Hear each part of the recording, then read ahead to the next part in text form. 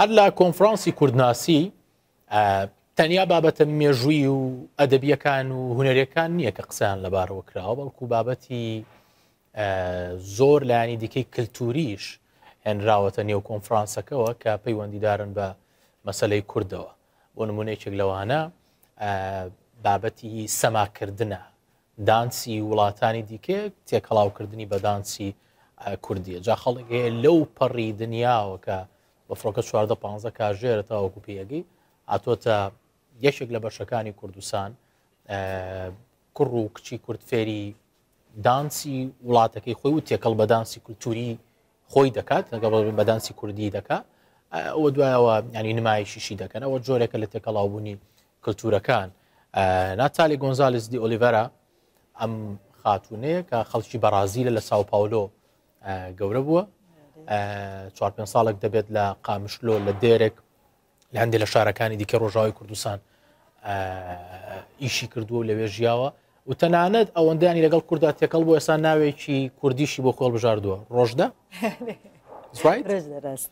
ئەمڕۆ لەگەڵمانە ئابێت میوانداریەکەین و هەندێک قسە و بابەتەکەین لەسەر ئەو ئەزمونی کە هەیەی لەگەڵ کووردا. تو گەلێکی بەخێراتی هزار سپاس کرماجێکی باش شەزانێت کەی زانید ینی ئاخەری کە ناتوانانی بیکەرەوە بە ئینگلیزی بەستاتوانی بە کوردی باش باش ئەز بە ئینگلیزی بێژم تەمام بەلکی ئەز دەکارم جارجارنگ کرمانجیشی زۆر باشە.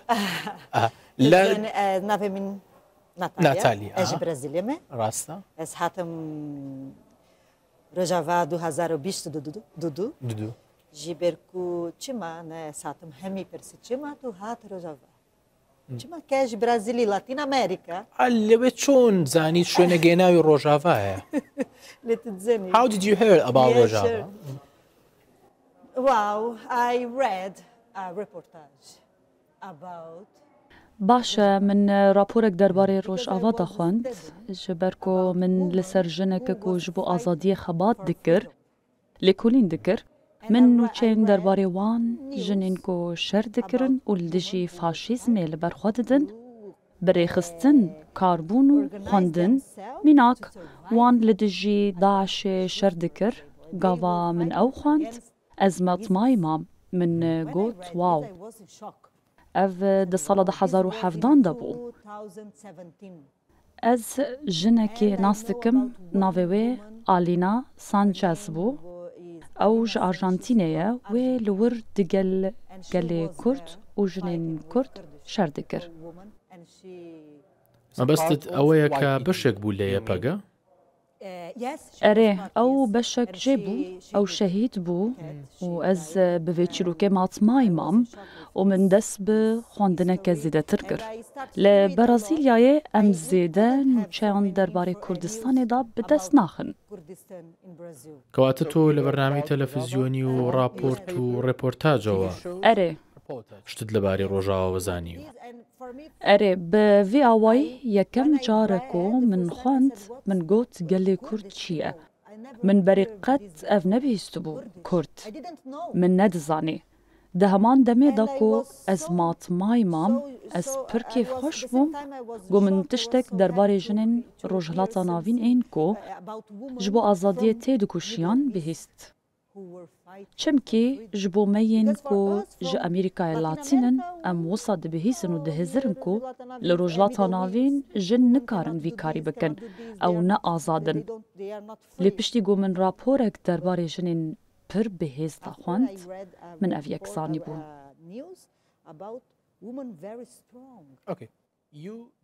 ئەی تۆ هیچت نەدەزانی لەبارەی ژنانی کورد و کوردستان؟ Na بەڵام ئێستا هەموو شتێک دەزانی. nehir tiştî. هەموو شتێک نا با بڵین زۆر دەزانیت. Tu dizanî ez her tim dibêjim ez her roj fêr dibim. Çima? Ji ber ku hemû gelê Kurd mamosteyên min in. Ji ber ku ew min fêrî civak, jiyan û çandê dikin. Binêre ez ji Brazîlyayê me û dwarê şanoyê da kar dikim. Lê şanoya alternatîv eger em karbin bêjin şanoya alternatîv جبركو از شانوی جبو جواکی و به سمای راچه دکم دما از گیشت مور لکردستانی تگیشتم کو از تشتکی درباره چند خدا نزانم. کلتوری خود.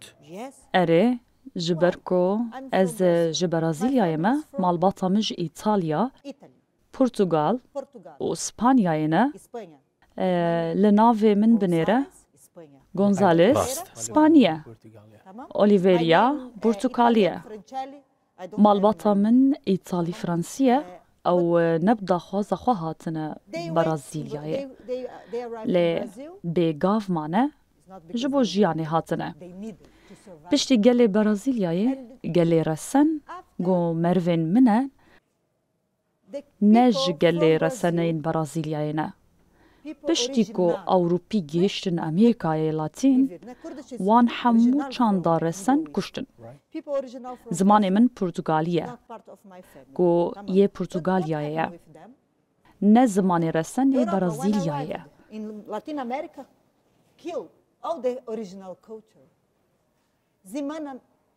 my language I speak in Portuguese.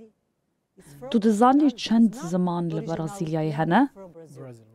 دست زمان لیتن میلیون کس بدزانن. 200 have to, but just 1 million people know. So you تو لروجاوا مرتاح تريد وكلا ولاتك خودوانيا؟ أري. أري. تيوابلي؟ دبكو. باشا تشيكي لروجاوا إيش تشيا؟ بنيرة دما از گیشتم روجاوا از جبو کار چاندی نچوم. از چوم داکو روشه ببینم که جواک خواه چاوایه جبو جیانک به دولت بری خستن کریه سروک وان نینه او چاوا ویتشتی بری وادبن؟ اف کنفدرالیزما دموکراتیک چیه؟ از چوم داکو وی ببینم. پاشه از بوم اویندار ور. چما؟ باور بکی یا نکی تیکلیا وی به وی یکی را نینه. تیکلیا وی به جواکی را هیا. من جواکی که راستین دید. خلق به هفرا کار دکن، به هفرا دخبتن. پشتی 6 ماهان. هوالان از وخواندم جبو کاری شانویه. وره بمرا شانویه بکه. مدید کو سمایه دکی. تو دکاری تفگرین جدا جمرا بینی. از پچکی ترسیان جبرکو من گوت نا. از درباره چاندا وردا نزانم. از بیانیمه گوتن نا. وره. پاشه من دست به کار بوان را کر. من دست به داینا درسین شانویه کر. به انگلیزی، به کرمانجی. تأف چاوا کر به بدن خوا. من دست به داینا درسان کر و پشرا وان از جبو کار کوراوگرافیه و خواندم جبرکو دما من ندکاری باخفم. دانسی برازیلی فێری ئافرەتانی کوردەکەیت؟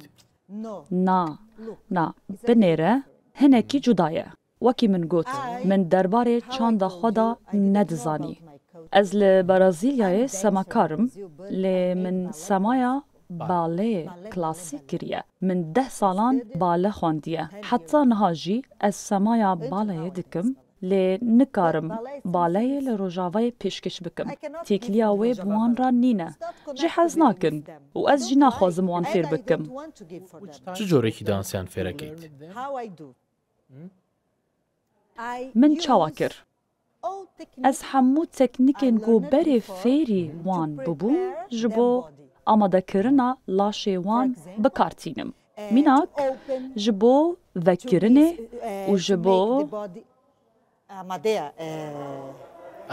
ئامادەیە کوردی کۆت ئێ وشەی ئامادار خۆی کوردیە نۆ ئینگلیزی چاوا بێژە ئامادەیە ئەو پەیف ئامادە ئەز وان ji bo samayê amade dikim ez yogayê bikartînim ji ber ku ez yogayê dizanim her wiha ez baleyê klasîk و سمایا مودرن جی دزانم پشتی کو ام لهف جویانو من آگاهی دانوان و او فیر کرن پشتی کو کم آماده بون هوال موزیک چه دکن جبر کو از لهنرگه ها ولات کار دکم او موزیک چه دکن ای گورانی کردی؟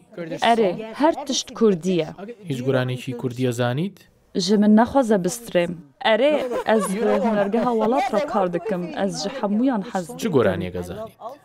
لهری جور تو نزدیکی لهری جور هذه كوريوغرافي continue انا نزاني سترانديج بوبورينا فرمو بردوام با مجلدواتو إلمو لهری جور فور اكزامبل كزيا سور كليبي مزيني تمام كوريوغرافي فيجين كوريوغرافي جنم كوريوغرافي نها دورش ادوله گشتي من كوريوغرافي چكر أي هیچ دانسێکی کوردی زانیت هەڵپەرشی کوردیوانە؟ ئەرێ ئەس سەمایا کوردی دەزانم ji ber ku binêre ez her dem hevalên xwe re semayê dikim li rojava ew her tim semayê dikin dema em diçin derve ji bo Newrozê ji bo hemû ahengan em semayê dikin ev tiştekî pir balkêş e min dest pê kir ji şêwaza semaya wan hez dikim ji ber ku ew destên hev digirin di baleyê da tu tenê semayê dikî di baleya hemdem da lê li vir dema destên hev digirin û bi hev ra semayê dikin tu têdigihîjî ku ev sema çawa bi çanda resem ve girêda ye ev ji bo civakê pir giring e xebata ji bo çand û dîroka wan e me ev tişt ji dest daye pêwîst e em xwedî lê derkevin û nîşanî cîhanê bidin ku pêwîst e em wê biparêzin lewra niha mirov dibêjin gelek stranên min hene gelek pereyên min hene ez gelek tiştan dizanim lê ez nebextewar im باش پرسیاری کۆتاییم ئەوەیە پێش ئەوەی بیتە کوردستان کە وەکو خۆت ئەڵێ لە ڕێگەی تەلەڤیزۆن و میدیاوە ناوی کوردستان و ڕۆژاوا بیستووە ئەو کاتە بۆ چوونێکت هەبوو ئەی ئێستا کە خۆت لە ڕۆژئاوا دەژیت بۆ چوونت چۆنە سەبارەت بە کورد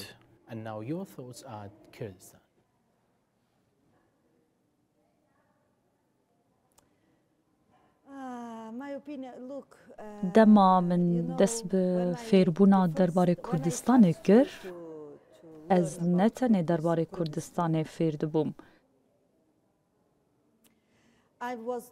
lê ez derbarê Rojhilata Navîn jî fêr bûm em tiştekî derbarê Rojhilata Navîn da nizanin em Rojhilata Navîn weke cihekî dûr û piyanî dibînin بۆ نمونە بەرازیل ez zêde hez nakim behsa berawerdkirina di navbera Amerîkaya Latîn û Ewropayê da bikim ji ber ku Ewropayê çanda me wêran kir çawa ku Rojhilata Navîn kir tiştê ku Ewropa û Amerîkayê kir ev rastî ye em çil Rojhilata Navîn dikin dema tu behsa Rojava dikî tu ne tenê behsa Rojava dikî lê tu behsa gelê her çar parçeyan dikî got tê dikuşin دابشکاری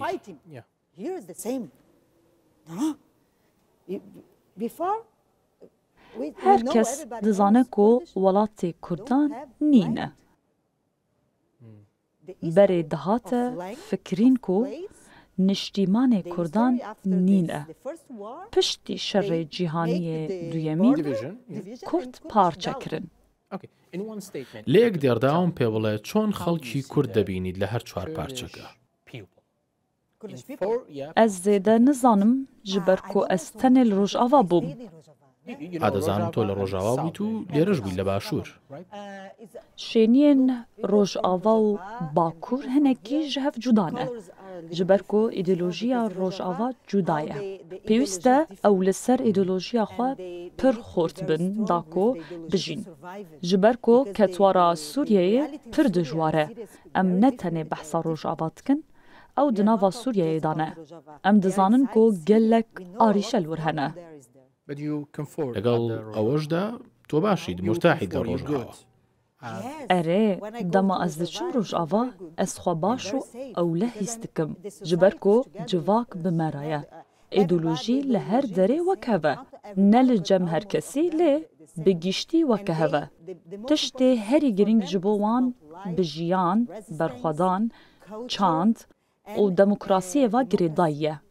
jin jî pir bihêzin şiyana wan heye ku xwe birêxistin bikin şiyana wan şerkirinê heye her cihê ku tu diçî ew karê xwe dikin binêre dema ez behsa jinan dikim ez bi xwe jinim û dizanim jinbûn çi qas dijwar e ne tenê li vir li rojhilata navîn wiha ye li Amerîkaya Latîn jî wiha ye divê em her dem şer bikin ji bo ku em li pêş bin ez dixwazim li pêş bim ne ji ber ku ez a herî başim lê em dixwazin wekev bin mêr û jin wekev bin lê ji bo ku em vê bi hev rabikin wê demeke pir û pir dirêj ji me divê mînak rojava ez fêr kirim ku ez çawa şer bikim jin dikare şer bike ez naxwazim li dijî mêran şer bikim ez vê yekê naxwazim lê pêwîst e em bi hev ra gavan bavêjin vê yekê bi hev ra bikin ji ber ku jin jî hene ئەوەسە دەوێ بڵێ شان بەشانی پیا و کات بکەن